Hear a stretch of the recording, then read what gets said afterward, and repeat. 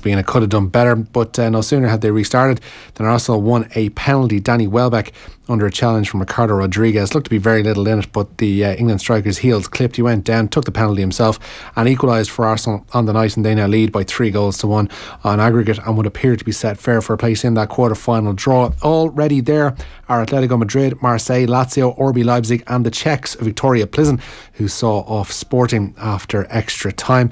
Borussia Dortmund look no closer to overhauling Salzburg. They're still 2-1 down on aggregate. It's 0-0 at the break in Austria, while it's currently Lyon 0, CSK Moscow 1 in France, and 1-1 on aggregate. If it stays that way, it will be heading for extra time. Alexander Golovin with the goal for CSK tonight. Rory McIlroy looks like he's finding some form with the Masters just 3 weeks away. 3 holes from the end of his opening round at the Arnold Palmer Invitational. He is currently 5 under par. He's 2 shots adrift of Henrik Stenson, who's setting the pace on 7 under. Tiger Woods now 3 off the pace after a 4 under par round of 68 today. It was a 69 for Graham McDowell, who's in the club pace on 3 under, and Padraig Harrington shot a 1 under par round of 71. Not such a good day, especially not a good finish for Shane Lowry, who carded a triple bogey at the last to finish up on 3 over par. With 1 day remaining of this year's Cheltenham Festival, Willie Mullins is its most successful ever trainer. He ended day 3 with 7 winners for the week to bring his career total to 61 at Prestbury Park. Paul Townend rode the 12-1 shot Penn Hill to victory for him in the Grade 1 Stayers Hurdle, while they combined for a second time with Lorena for a comfortable odds-on win in the Mares Novices Hurdle. Gordon Elliott brought his weekly tally to 6 with the Storyteller, a 5-1 winner of the Brown Advisory Plate to complete a single-day treble. But the Henry de Bromhead-trained Balco de Flo won the Ryanair Chase, one of the features today, for Michael O'Leary and Gigginstown beating the odds-on favourite Undesau. The assistant referee who visited the England training camp this week has been dropped from Saturday's Ireland-England clash. Marius van der Westhuizen has been replaced by Nigel Owens, and World Rugby says it takes responsibility for what's called an oversight.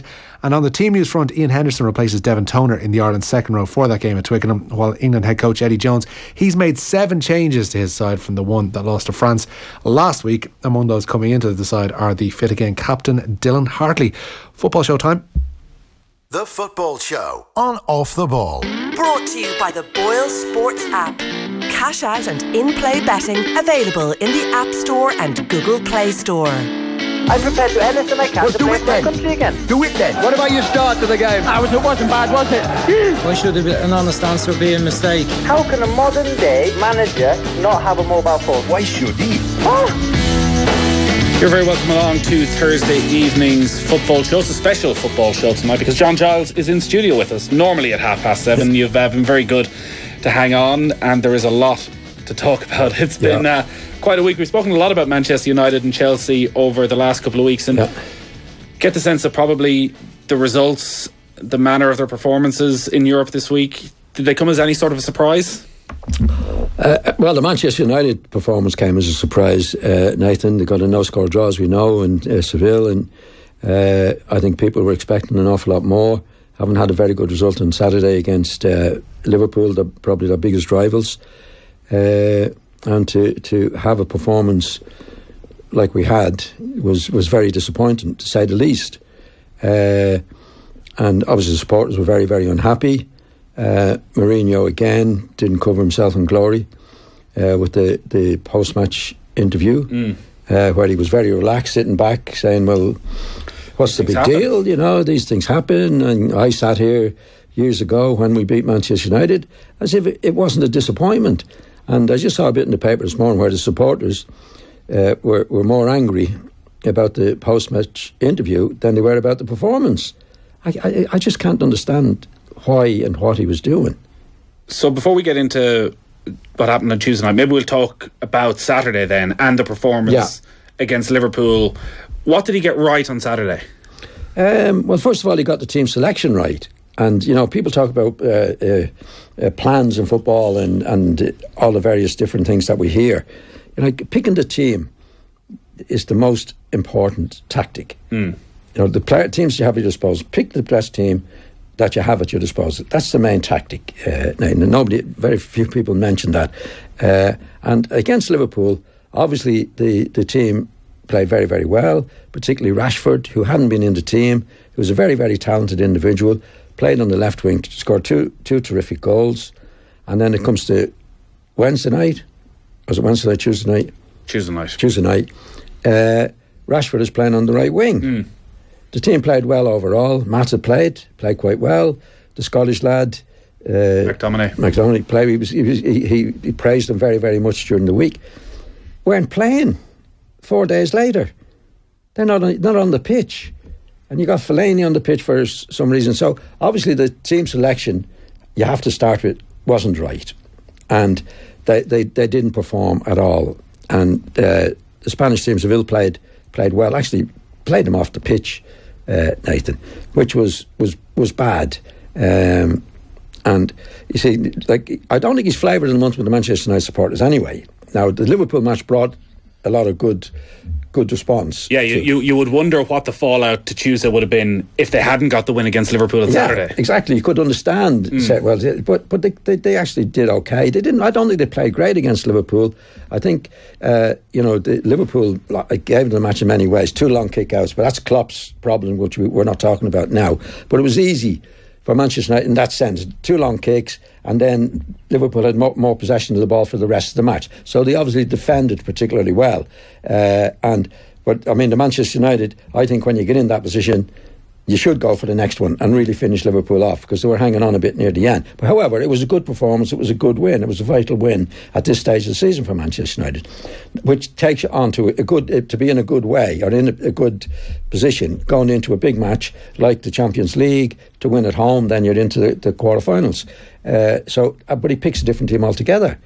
Now, why you would pick a different team to play Seville, who were not regarded as one of the top teams, when you're playing at home, to get at them, do what you did against Liverpool in going forward in that way, and it didn't happen. And they were well outplayed. I mean, this could have been 4-1 in the finish. Does Mourinho spend too much time thinking about what the opposition side are going to do rather than what his own team are going to do? I don't think so in the past. You know, you've got to go back over a long period of time with Mourinho. I think he's a great coach. And what he did, I think he was sometimes criticised more than he should have been for being a defensive coach. I mean, if you go back to his Chelsea days, for example, with John Terry and these guys, and Carvalho and all these terrific players that he had, what he did well was, I think he was regarded as a defensive coach, because when they had to defend, they defended for a long time because they didn't concede a goal. Like if you take Arsenal, Liverpool, for example, they're not regarded as defensive coaches because they concede a goal straight away. Mourinho wouldn't let anybody score. But if you look at his record, he scored as many goals as anybody else when they were winning things. So, like his attitude, and I heard him last week where he said, well, you defend when you haven't got the ball and you attack when you have the ball. Now, I think this season he's become more defensive. Now, he parked the bus at Liverpool, for example, which I think was a bad mistake. And I think even on Saturday, despite the fact that they won, could have gone for Liverpool a bit more where they're at their weakest. But anyway, he won, and it was a very good win for them at this particular stage of the season. So when you go into the next match, like having done what he did against Liverpool, he changes it completely. So he's responsible for the performance in many ways. And then you go to the post-match interview where he's a go about it. It happens. You know, I sat here in this seat, having beaten Manchester United years ago, totally against anything. I think he should have said, look, we were terrible tonight. I'm responsible for it. I picked the wrong team. My tactics were all wrong, so I've got to take the blame. But as we know, Mourinho doesn't take the blame for anything. You know, he takes the credit all the time. I think he's like a little kid at times, to be quite honest. Takes the credit all the time. But when it comes to holding your hands up, it's somebody else's fault. And I think that's what has annoyed people more than anything else, because you read a lot in the paper since, this is not the Manchester United way, we're not playing the Manchester United way, we're not attacking as much as you can. And I think you've got to go to the heart of the problem as well, Nathan. In my opinion, it keeps coming back to Pogba. Because he described him as a complete midfield player, which he's not. And in recent times, as we say, he didn't even start the other day. Now, Pogba was signed to play in a position to knit everything together, like Modric does, for De Bruyne is doing it at City to a certain extent. He's not doing that, and he's not capable of doing that. So Mourinho is actually starting from scratch all the time. From the time he's come into the club to now, he has nobody to do what's needed to be done in the middle of the field. And in fact, in many ways, he's given up on Pogba. This was the record signing, supposed to be the major signing. Yeah. He's not doing it. And Mourinho has accepted now, in my opinion, because he's left him out of the team. Big match last night, big match on Saturday against Liverpool. He's left him out in recent times, which means he's lost faith in him. That he's not. And I always did believe that the role that Pogba was supposed to play in the team, he's not capable of doing it. Now he is a talented lad. He might be playing elsewhere. And when he played at Juventus, again, I'm repeating myself a lot here. He played on the left-hand side with Pirlo, the architect of everything, to feed him with the ball and let him do his own stuff. They don't have a Pirlo. In fact, he was supposed to be the Pirlo of the Manchester United team. So they're all over the place. And I think that's why Mourinho is as he is. He can't pick a team. He hasn't got the players to do what's needed to be done. Do you sense then, watching United, that actually Mourinho still somehow, almost 2 years in at United, doesn't really know what his best system is, what his best starting 11 is? You even look at somebody like Marcus Rashford, who, as you mentioned, barely started this year, comes in, does brilliantly against Liverpool, gets his 2 goals, and then straight away 4 days later switches wings. I think that's right up to a certain point, Nathan. I think he might well know what's the best team he has available now, right? But it doesn't include a Pogba doing what he should be doing. So he's back to scratch all the time. You see, if you have a Pirlo, I think if you put a Pirlo in there, or a De Bruyne, or a Modric in that team, it would be a different team altogether. Because he'd knit everything together. Would you have one of them with a Pogba? Yeah, you could play Pogba right or left. Don't give him any responsibility. He can't take any. He's no sense of responsibility on the pitch. Ball comes to him, he can do a few tricks in a certain position, like he did at Juventus, where he's left side of midfield, which is not a responsible position really. When you're playing the middle of midfield like Modric and that, you're the person who knits everything together, right? So if he played, say, on the left hand side for Manchester United, I think he'd be okay. He'd be able to do what he's good at, which is to beat players and now score a few goals and that. But if he's bought as the complete midfield, this is where the big mistake has happened, I think. He's bought as the complete midfield player, which is, he's a Pirlo. He's a Modric. Yeah. And he's not. He can't do it, Nathan. He's no sense of responsibility. He's no sense of positional sense to do that particular job. So, therefore, Mourinho is starting from scratch. Like from he was 18 months ago. He needs somebody like that to knit it all together. He hasn't got it. And none of the other players can do it. Matic can't do it. Matic can't do it. Herrera certainly can't do it. Carrick is finished. Well, he could never do it anyway.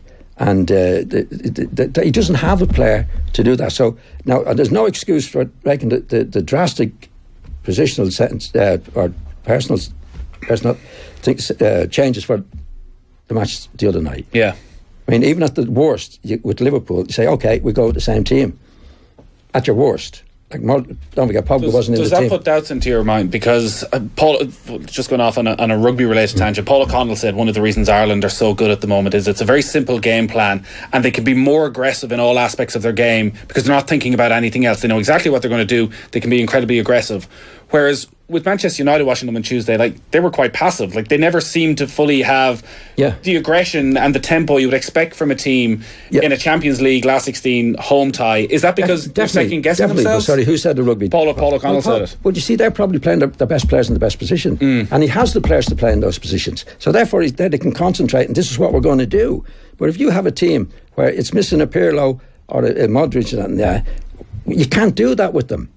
You know, you can't say to somebody playing in the opposite, you're a Pirlo, you do what Pirlo does. They're not there. So you're starting from scratch all the time. And everything has to be linked together. I mean, if you take Chelsea, now Chelsea were well played the other night in Paris, but they had a go. But they've got little Kante in there, right? Kante and Madrid, sorry. Modric. Not Modric, the lad. Matic played together last year. Yeah. That was their midfield. Well, there's 2 out of 3 of the midfield. Right, which were very, very good. Like, if he had Kante, he could knit them together, doing what he does, because he plays around the middle of the field and he gets it from back to front and he knits it all together. At the moment, he hasn't got anybody like that. Pogba was supposed to be the man, right? He's been in it for a long time. He can't do it, so he's struggling. But again, no excuse for they beat Liverpool without Pogba doing it. They had Matic in there who does a better job, so they beat Liverpool doing it. So I think that the common sense thing was play the same team. Don't make why make drastic changes when you've got it working up to a point? But you're right in what you say about the rugby team. In other words, that's my best team. You come to that conclusion as quickly as you can. That's my best team. And you play them as often as you can together. And they'll get better. Right? And you said Mourinho, which on a point, he doesn't know his best team. And I don't think he does know his best team, because he has nobody to do a vital job that needs to be done. So he's making changes around that particular position. Does that also cause some discontent within the squad, where Marcus Rashford, who's sitting on the bench for 3 months, gets a chance, one of the biggest games of the season, takes it, he's moved out of position. McTominay, 19, going up against Liverpool, playing really well in the middle of the field, finds himself dropped, that everybody's looking over their shoulder thinking, well, what's he going to do next? Well, it can't be right, Nathan. You know, I don't know what the spirit is in the Manchester United team, but success builds success, breeds success, you know. And if you go from Liverpool on Saturday, of course the players are going to question it. Like Rashford seems to be an innocent type of lad. I don't think he's a forward lad that would say to Mourinho, what are you doing? Like, he hasn't played for them. I think he was handling Rashford very, very badly, because he seems to be a sensitive young player that you need to coax along. Not to say, no, you're not doing it, I'm leaving you out for a few months. This kid has great ability. I think he's playing out of position actually on the left or the right. But the fact is, on Saturday he was brought back on the left, scored two terrific goals to help to win the game for Manchester United, and next thing he's playing on the right-hand side. Now, I don't think he's the type of kid to say to Mourinho, what the hell do you think you're doing? Play me in the centre or I'm out of here. And I don't think, to be honest, Mourinho is the type of guy that would stand for any of that. Now, the players, quite right to what you say, could be saying it among themselves, which is even worse, because they're going to question. They have to be questioning last night. Why are we playing that team? I think I saw a bit in the paper where Lukaku was actually being critical of it. You know, people were hiding. Yeah, people were hiding. You know, I mean, imagine a player talking about your own players that people were hiding. I don't think they were hiding, to be quite honest. They just weren't good enough to do the job against not one of the great teams. Don't forget. But you have to go back. You have to go back to the main tactic in any team is pick the right players in the right position that you have available to you. I don't think that happened with Manchester United. Because first of all, Rashford had played on the left, he's now playing on the right. Mata is out of the team. Fellaini's back in the team to do what? You know, having played Liverpool a few days earlier. Yeah. We'll take a very quick break. Plenty more to come from John. 53106 is the text number. Football on Off the Ball. Brought to you by the BoyleSports app. Cash out and in-play betting available in the App Store and Google Play Store. Bobby's Late Breakfast. We've a bumper show this bank holiday Sunday. Andy Quirk talks about bringing Damo and Ivor to the big screen. Mattress Mick will tell us about life, sideburns and beds. The lead singer of Marillion talks to me about why it's boom time for 80s bands. Plus, Captain Phillips is in the cultural toolbox. Bobby's Late Breakfast. With Emirates. Join me this Sunday morning from 9 and let me ease you into your bank holiday Sunday. On News Talk. I'm Alan. We all have good days and bad days. Now when you're going through different stuff, or if you're having a bad day, read something, write something, just do something. Most times after I've actually done something, you go, I actually feel a bit better. When we go through tough times, little things can make a big difference to your mental health. Visit yourmentalhealth.ie. Brought to you by the HSC.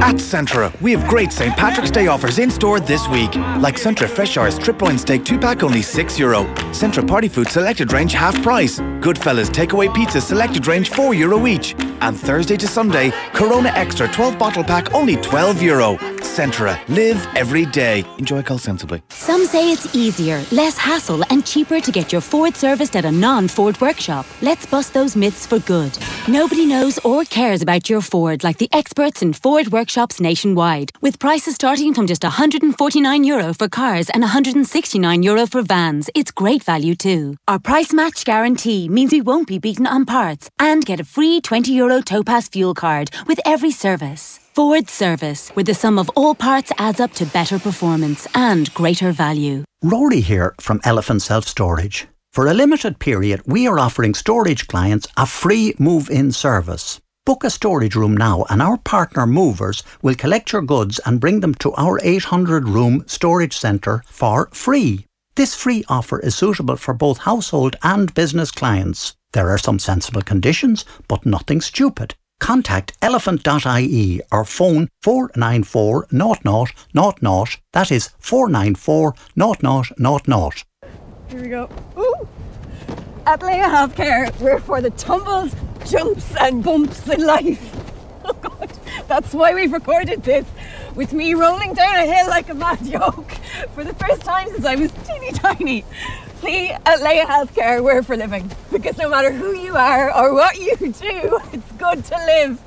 Find out more at leiahealthcare.ie. Leia Healthcare, looking after you always. Insurance provided by Ellipse Insurance Limited, trading as Leia Healthcare. Leia Healthcare Limited, trading as Leia Healthcare and Leia Life, is regulated by the Central Bank of Ireland. Get active at Outdoor Revolution, Ireland's biggest sports, adventure, health and wellness event. Join leading sports stars and experts. Sean Kelly, Stuart Lancaster, David Gillick, Niamh Briggs, Stephen Hunt, Roz Purcell and many more. March 24th and 25th at the RDS Dublin. Enjoy free classes, workshops, cooking demos and expert discussion. 10% of Outdoor Revolution ticket sales go to Pieta House. Book yours now at outdoorrevolution.ie. Booking your next meeting? Impress your delegates in the newly renovated Midlands Park Hotel Conference Suites, located in the heart of Portlaoise, with convenient access to train and M7. Choose the all-new Midlands Park Hotel and get the right results you deserve with a professional team in a hassle-free environment. Book now on midlandsparkhotel.com. Off the ball. This is News Talk. You're welcome back to Thursday evening's football show. John Giles is still alongside me in studio. So that's Manchester United. We might talk about Chelsea, or maybe even we'll talk about Barcelona for a moment and where they are in comparison to the 2009-2011 vintage. We've spoken a lot today about central midfielders, and you mentioned Kante and De Bruyne and Modric. Where does Sergio Busquets fit into that sort of category and his importance to Barcelona? He wouldn't be one of those. He's more a bit of a holding, they call a holding player, but does a bit more than most of the holding players that we see. He does contribute to the game.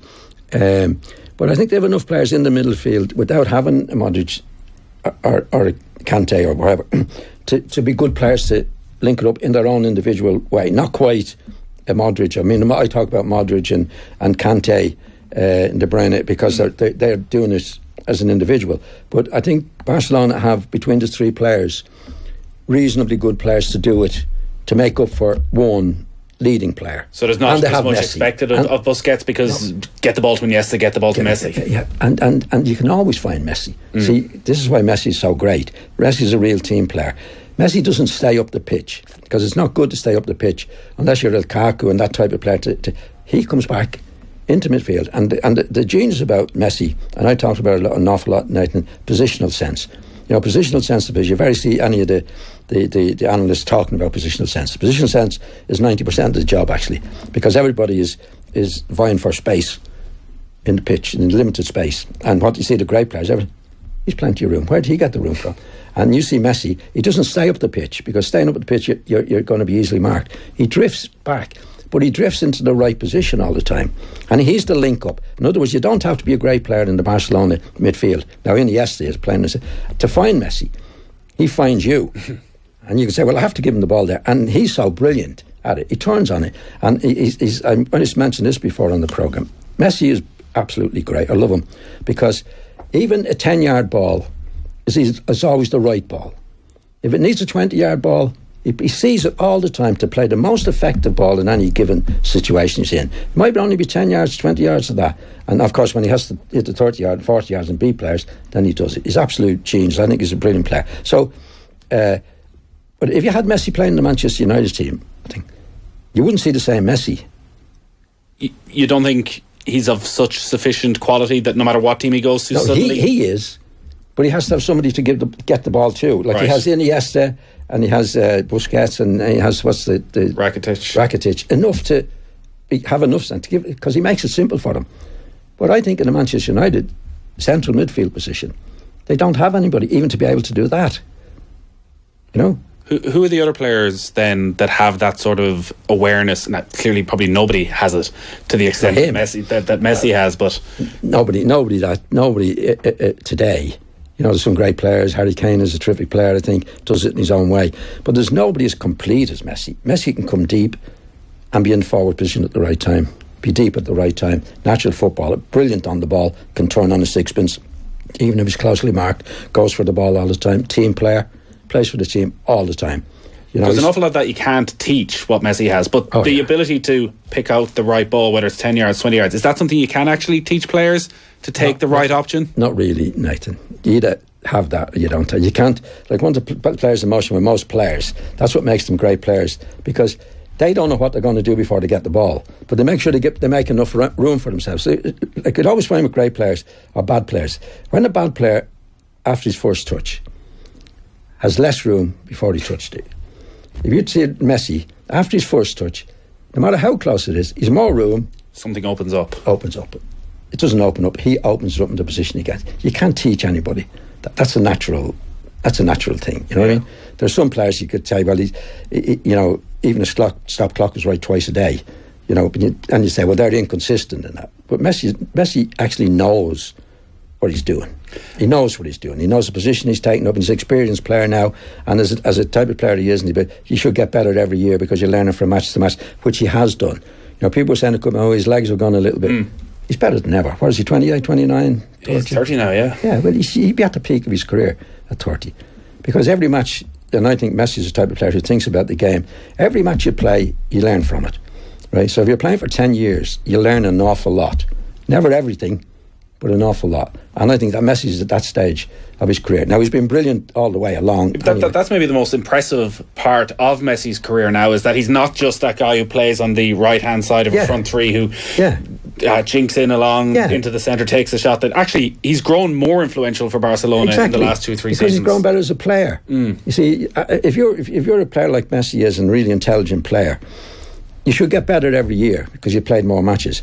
And I know from my own, and I'm not comparing myself to Messi in any way, but I know myself from playing. If you think about the game, by the time you get to 30, 31, you never waste a step. And I only got my own experience. When I was young, I was playing inside right, the ball, and I'd be up into the box. You're conserving energy. Yeah, totally. So the older you get, the less you have to run.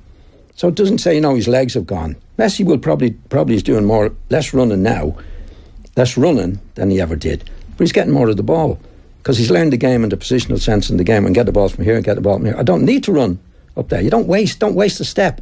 So the older you get, the less you run, the more effective you become. Did you feel you could be as effective at 31, 32 as you could when you were 25, 26? Well, no, I'm not comparing myself to Messi. But just anyway. I felt I was at the peak of my career when I was about 33, 34. Right. Depends how see, the legs that's a physical thing. Yeah. Right. You keep yourself right. You have to live yourself right, which I'm sure Messi does. You wouldn't be able to play like you did. Really, really look after yourself, and look after yourself. That when you get to 30, 31, you're still in good nick, but you've got 10 years experience behind you. So you're doing less running. I don't go over there. I don't pass the ball there. I do that and do that. Right? And then you become, in Messi's case, I think he's a better player now than he's ever been. Because he's learned, he's more experienced. When he was 27, 28, which is 3 or 4 years ago, he's played about 100 matches, 200 matches since then, right? And I think he's the type of fella that learns from every match. Because there's an old saying in football, you never learn everything in football. Even up to your last day of playing, you learn something, right? And there's an old saying in football as well, he's the type of player, he's played 10 years and he's got 1 year's experience. And then you got to go to that lad has played 1 year. He's got 1 year. He's played. He's got 10 years experience. It's different players in different ways. Just on that then, before we finish up, because maybe one of the big issues last night then for Chelsea was in the middle of midfield and Fabregas alongside Kante. Yeah. Whereas Fabregas does seem to look like a player whose legs are gone. Yeah. Whereas I would have thought, watching him growing up, that he was such an intelligent, smart player that actually he would have been learning in every game as well, and actually would have been able to adapt his game, that he could still influence it now. But there's two ways to it. You see, like some players can go physically, even looking after themselves, they go physically. I think that's happened to Fabregas. I think his head is just as good, but you still have to have the physical aspects to go and do it. Messi has it. Messi is still a very, very fit lad. And everybody's different. I think Fabregas might well have learned what he's doing, but he can't do it anymore. So it's a combination of both, Nathan. If you were talking to... Do you look at Fabregas in a way and think, actually, if you were to try and play the game a different way, you could still influence it? Like, is he still trying to play the game he played when he was 21?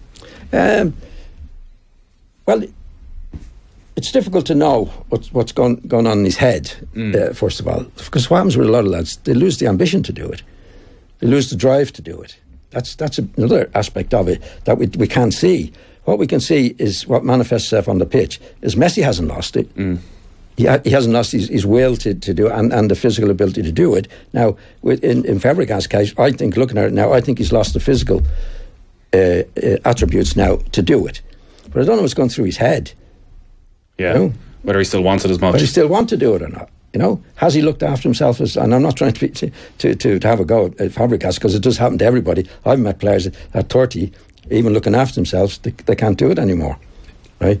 Fabregas might be that type of player. He might want to do it, but he just can't do it. Yeah. No, I'm not saying he didn't look after himself. I played with players who were great players, who looked after themselves really well, but still, when they got to a certain age, everybody's different. It tells on them.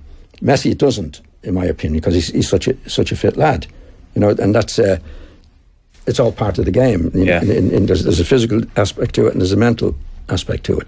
But if you keep yourself as fit as Messi has, and he's lucky to be able to do that, then I think there's another 2 or 3 years, as long as he wants to get even better.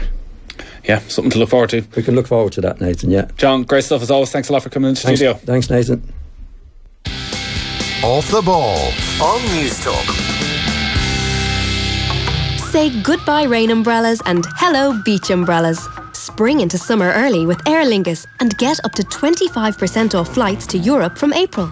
Treat yourself to an early summer break with a range of brilliant European destinations to choose from. Relax in the beautiful Algarve, soak up the sunshine in Malaga, or explore the sights of Amsterdam. Smart bags and early summer bargain. Smart flies Aer Lingus. Book now at airlingus.com. Offers subject to conditions and availability.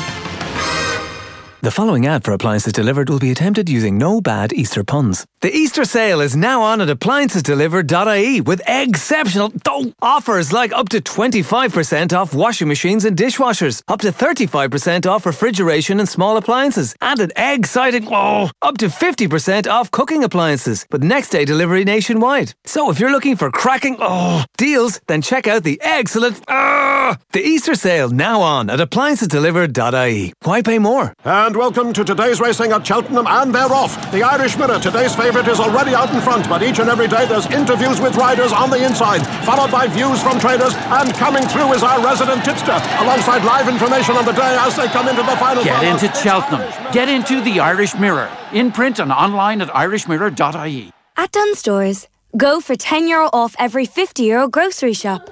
Go for the essentials. Go for the freshest. Go on. Go for flavour. Go for getting more for less. With €10 off every €50 grocery shop. Only at Dunnes Stores. Always better value. Terms and conditions apply. See in store for details. Minimum spend required. I'm so fed up being single. I'm so fed up being single. I'm so fed up being single. Sound familiar? If you want to meet your perfect match, then stop talking about it and do something about it. Call Intro Matchmaking, Ireland's leading face-to-face introductions agency, today on 016 777 or visit intro.ie. There are 2 million available people in Ireland, so no matter who you are, where you are, or what age you are, there is someone for you at Intro Matchmaking. Everyone always says you need to give it 100%, or better yet, 110%. But what if you were to give it 0%? A whole lot of nothing. In fact, we think 0 is the perfect percentage to give.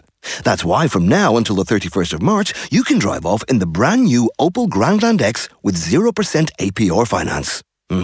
Zero. Zilch. Nada. And to make sure you get to truly experience everything the Grandland X has to offer, you can even take it home for a full 24-hour test drive experience. Book your 24-hour test drive today at opel.ie and drive home in the new Grandland X 100% happy with 0% APR. Opel. The future is everyone's. Lending criteria, terms and conditions apply. Deposit required. This is a hire purchase agreement provided by Bank of Ireland Finance, a registered trading name of Bank of Ireland. Available at participating dealers. Off the Ball. This is News Talk. Now, all this week we've been teaming up with Outdoor Revolution, which is taking place in the RDS on Saturday and Sunday, 24th and 25th of March. You can join Sean Kelly, David Gillick, Stephen Hunt, Ross Purcell, Niamh Briggs, Stuart Lancaster and many more for a fun, interactive weekend with engaging discussions, fitness classes, workshops and cooking demos. Everyone who enters this week will be put in the overall draw. Will have a chance to win a trip for two to the European Champions Cup final. It includes flights, accommodation and tickets to the game, all with thanks to Fulfill Nutrition. Also today, we have a weekend family pass for the Outdoor Revolution show, along with a one-night stay at the Clayton Hotel in Ballsbridge. All you have to do is name the mystery voice. I had some weird emotions going on inside me.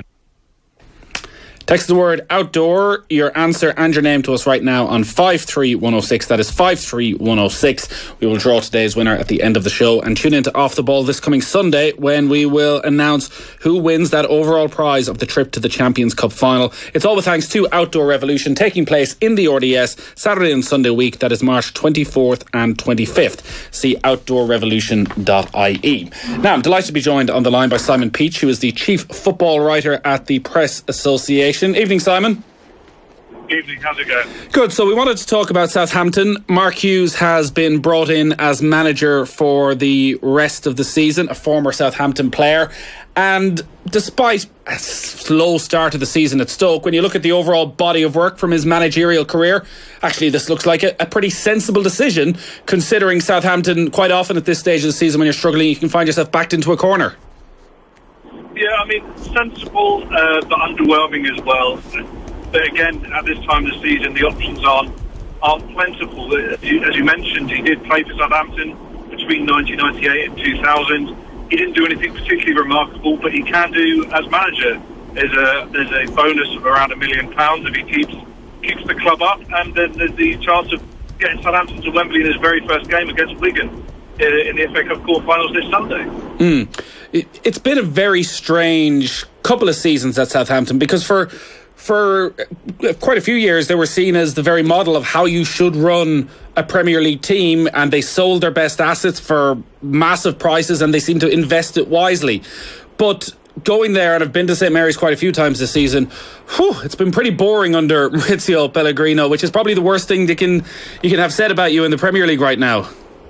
Yeah, I mean, as you said, the Southampton are well used, their fans and the club are well used to losing their best assets, whether that is players or managers. I mean, I can't think of many other clubs around seen their managers poached twice by other rivals in that league, in the shape of Koeman and Pochettino.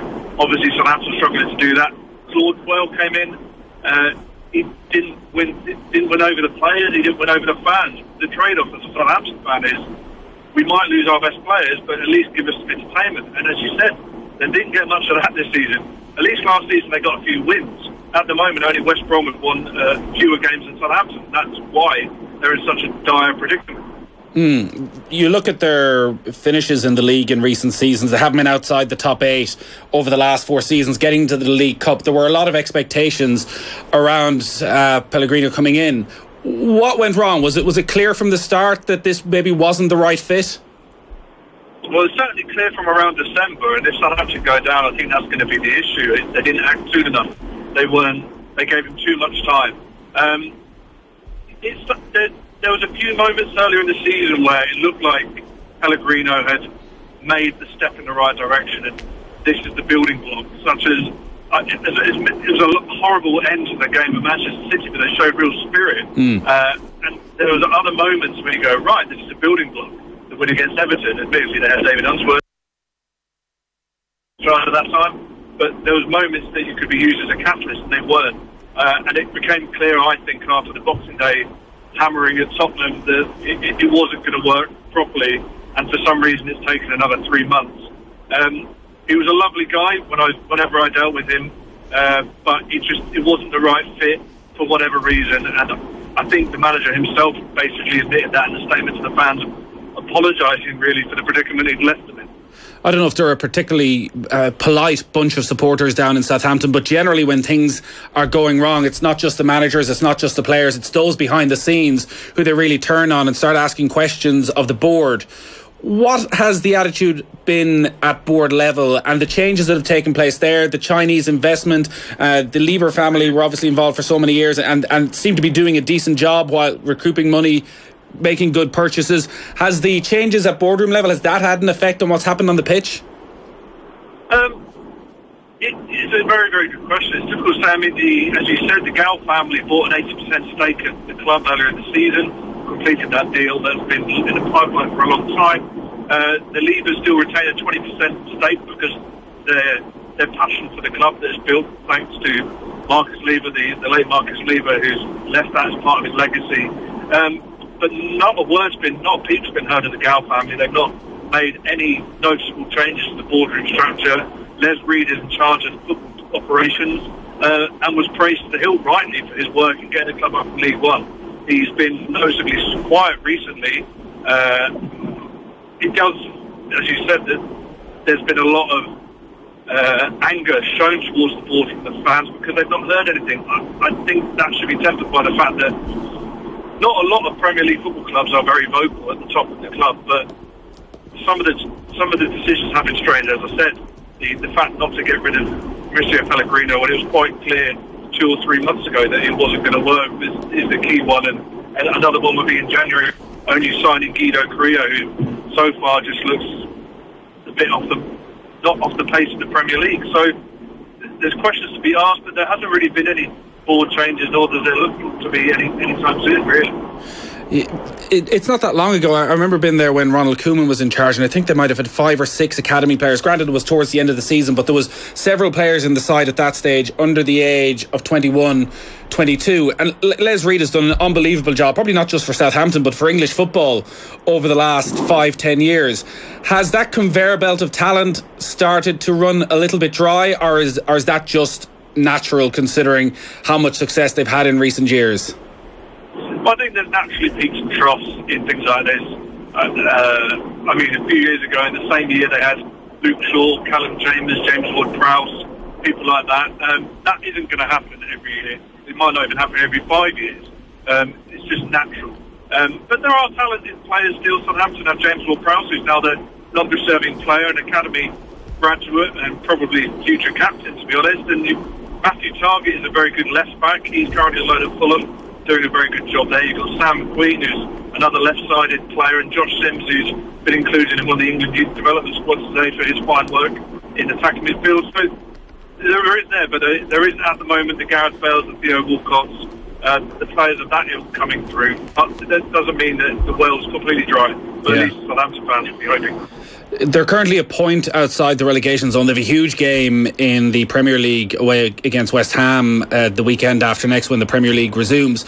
How are they fixed if they were to go back down? Like, I just look at the wage bill potentially, and geez, you dread to think how much they're spending per week on strikers alone between Carrillo, Long, Austin, Gabbiadini, 4 strikers who cannot buy a goal between them. I know Charlie Austin's had injury problems, and that's not even getting maybe to the players just behind, like Dusan Tadic, Sofiane Boufal, Nathan Redmond, who also maybe haven't contributed a huge amount this season. Well, it's actually quite funny when you hear all those names that the problem's been scoring goals. But you're right, the team that went down in 2005 were, the people behind the board allowed it to get in such a financially irresponsible state that the club went to administration, were on the brink of folding in 2009. So you'd like to think that common sense has prevailed and the wage deductions are in there. And also, a lot of those players may have been underperforming this season, or in fact have, but they will have suitors elsewhere, and that is another way of clearing the books. Southampton are treading very dangerous line in terms of keeping in the Premier League, given they've only got 3 home matches left. Clearly, they've not been great at St Mary's this season, but they've only got 3 home games left. One is Man City, one is Chelsea. So things aren't looking great. So you'd like to think they've got all their ducks in a row to ensure that there isn't a financial meltdown if and when they do go down. Yeah, it is a difficult job for Mark Hughes, and granted they're in FA Cup action, and maybe you win this weekend and suddenly there's a boost to everybody and you're taking a bit of confidence to that game against West Ham, a West Ham side who are in a dire run of form themselves. But I guess part of the problem when he's looking at the overall picture is that they've been quite a defensive side, but they concede a huge amount of goals, and even though they've had all this attacking talent as well, they can't score any goals. So he has to go and somehow have a dramatic improvement in one of those if they're to have some chance of staying up. Yeah, I mean, Southampton were doing all right in terms of conceding goals for a while, and that, 3-0 defeat at Newcastle suggests that there are issues at the back. Virgil van Dijk's situation obviously destabilised that around Christmas time. You think that Southampton have the tools to do a lot better than they are, both defensively and attack-wise. It's easier said than done, though. Otherwise, Claude and most recently Pellegrino would have done a better job. You do you do think, and it's an old cliche, that Southampton do look too good to go down on paper. But as we've seen with the likes of Huddersfield and Brighton, it's about the components working together as a coherent unit rather than individual talent that will give you success in the Premier League, certainly at the bottom end. It is a short-term contract that Mark Hughes has signed just until the end of the season. The reports are that he'll get a £1 million bonus if they stay up, which, considering the amount of money you get for staying in the Premier League, you probably could have even driven a harder bargain on that. Does a short-term deal suit everybody? An opportunity for Mark Hughes to re-establish his reputation if he can keep them up, and if he goes, well, you're not stuck with a long-term contract to pay off? Yeah, I mean, I'm not sure what wage you're on, but I don't mind £1 million for a couple of weeks' work. I think it works well for all parties. Southampton's main focus, from people I've been speaking to at the club, is the short term, naturally, because keep staying in the Premier League is such a big deal. The £1 million in the grand scheme of things isn't a massive bonus, but it's actually just under £1 million, but it's around that figure that he'd get to keep Southampton in the Premier League. It helps him re-establish himself after a difficult ending at Stoke. I mean, I've covered him at QPR, so I've seen him at his lowest ebb.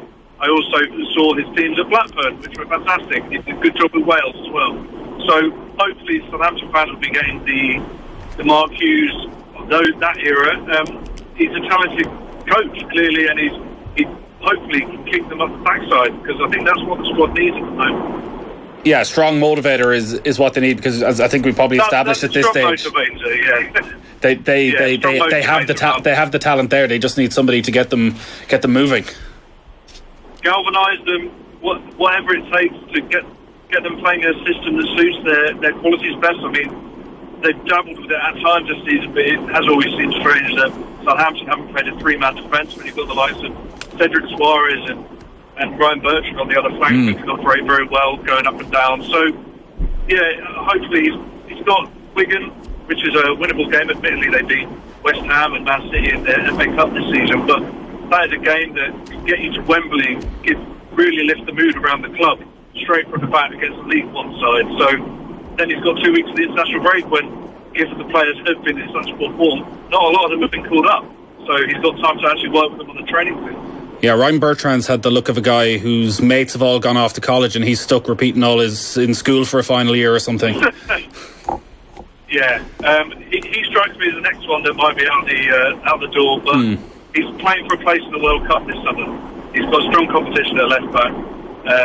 So hopefully with that kind of carry at the end of not only not losing all their wages, or half of their wages if they go down, and a lot of them playing for a place in the World Cup, that can gee them on along with the galvanising effect of Mark Hughes.